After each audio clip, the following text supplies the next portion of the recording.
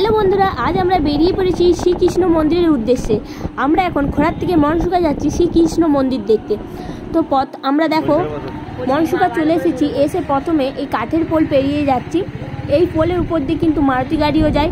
Pole পেরোনোর জন্য পয়সা দিতে হয়। আমরা 8 টাকা দিয়েছি যাওয়ার সময়, আর আসবার সময় 7 টাকা দিয়েছি, কারণ 8 টাকা খুচরো ছিল না আর 7 টাকা ছিল, তাই 7 টাকা দিয়েছি। নদী পেরিয়ে নদীর গায়ে হাই স্কুল আছে। এই হাই স্কুলের গা ধরেই যেতে হবে শ্রীকৃষ্ণ মন্দির। খুব বেশি দূরে নয়, স্কুল থেকে 10 মিনিটও হয়তো হবে না, বাইকে বড্ড জোর 5 মিনিট হবে।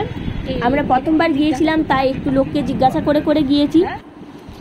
মন্দিরটা কিন্তু জাস্ট অসাধারণ। যে আসবে তার কিন্তু এখান থেকে যেতে ইচ্ছে করবে না। দেখো আমরা এখন মন্দিরে চলে এসেছি। মন্দিরটা দেখো, এটা যদি কারোর ড্রোন ক্যামেরা থাকে তাতে ভালো হবে। আমার তো আর ড্রোন ক্যামেরা নেই যে ড্রোনের সাহায্যে আমি তোমাদেরকে পুরোটা দেখাবো।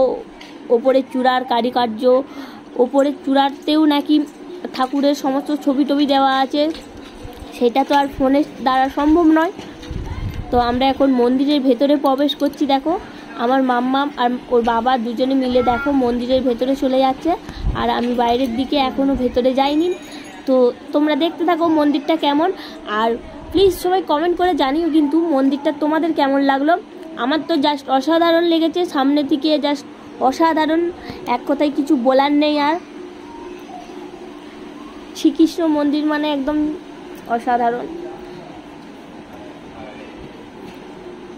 তার কারুকার্যটাই জাস্ট অ্যামাজিং।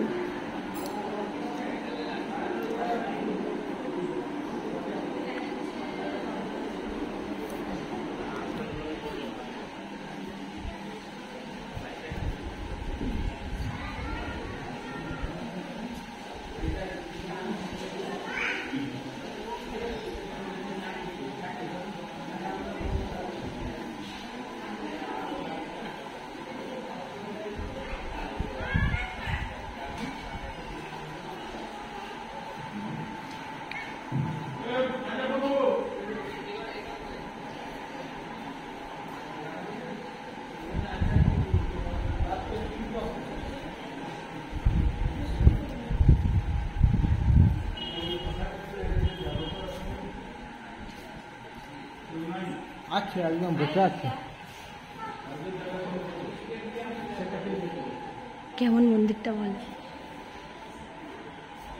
কেমন জোর করে শুনো বলে তো, তাই তো দেখা হলো।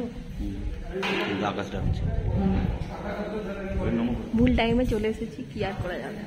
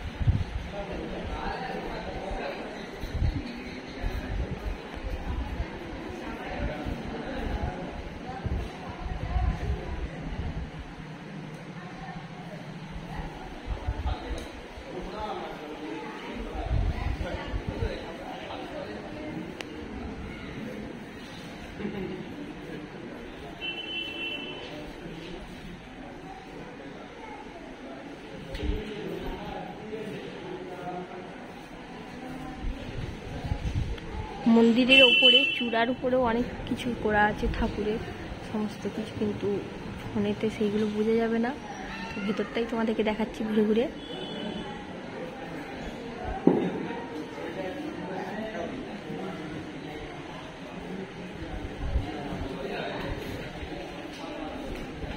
যে আমার মাম্মাম আর আমার বড়মশাই, তো আমার মাম্মামকে সে এখন সব কিছু বলছে কোনটা কোন ঠাকুর।